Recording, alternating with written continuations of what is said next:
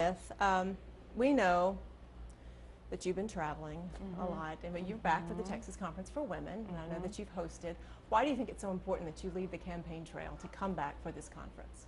It's the 12th year for this conference. I never had my wildest dreams, 12 years, and I'd still be here and doing it. And every year that when it's over, I think, okay, next year. But every year meets its expectations far and above anything that we could have imagined. And it's so exciting to be with women, mostly Texas women, for one day, and it's home, so it's great to be back. What have you missed about Texas out on the road? Oh my goodness, of course, the food. No, I don't miss the hot weather, but it's always good to get back home. Now, you've been traveling a lot, and I know we see Governor Perry everywhere. Of course, the cameras are following him everywhere, but what have you been doing? Have you been with him most of the time, or have you been out speaking at events as well? Well, I've been on a lot on my own. We started only 12 weeks ago in this campaign. We've got a lot of ground to make up, so they sent me separately from him most of the time. In October, I traveled 21 days, which doesn't give you a lot of time at home, but I'm loving every minute of it. I love meeting the people of Iowa, New Hampshire, South Carolina, Florida, California, mainly is where I have been. So it's been, it's wonderful. We live in a great country. Has it been tougher than you expected, or more of what you expected? I told someone it's everything I thought it would be and nothing what I thought it would be. So I thought, okay, I'm seasoned, I can do this.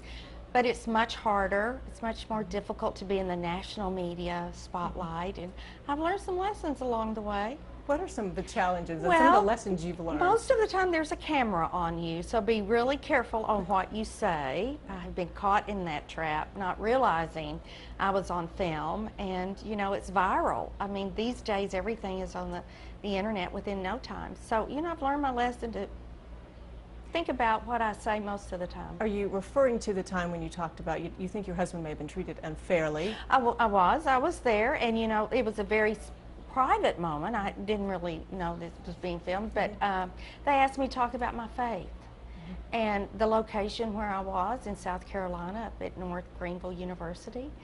And faith is very private and emotional for me. And when I teared up, when I see the picture on the internet now, I was relaying a story about my grandfather, who basically took me to church every Sunday, made sure I got to Sunday school.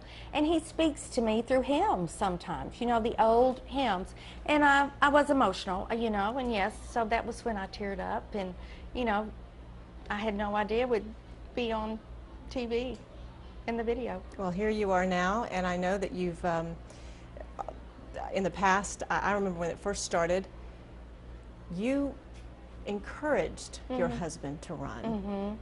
I think the word was the words were you wanted him to get out of his comfort zone. I did. But it's been uncomfortable at times. Oh, it has. Absolutely it has. And we knew it would be hard and difficult. I think that's one reason why people look at it. It is so very trying and invasive into your life.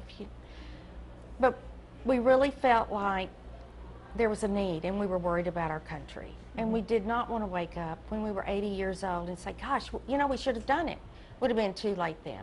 And it was time to make a decision, and if we were going to get in the race. Like I said, we've only been in 12 weeks, so we certainly haven't been in months and years, so we have a lot